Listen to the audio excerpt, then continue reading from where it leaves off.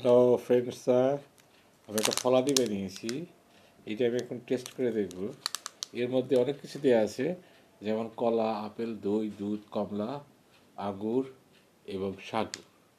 এবং এটা বয়েল করে পরে এটারে ফ্রুটস দিয়ে আমি পরে এটারে রিফ্রিজারেট করার চেষ্টা করলাম, কিন্তু এটা স্পয়েল হয়ে গেছে। এটা রিফ্রিজ করলে এটা সাধারণ স্বাদটা থাকবে না।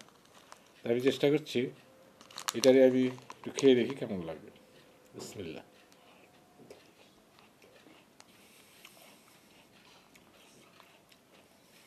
এটা আসলে ফল আর দই, এটার স্বাদ এটা খুবই ভালো লাগছে। আহ,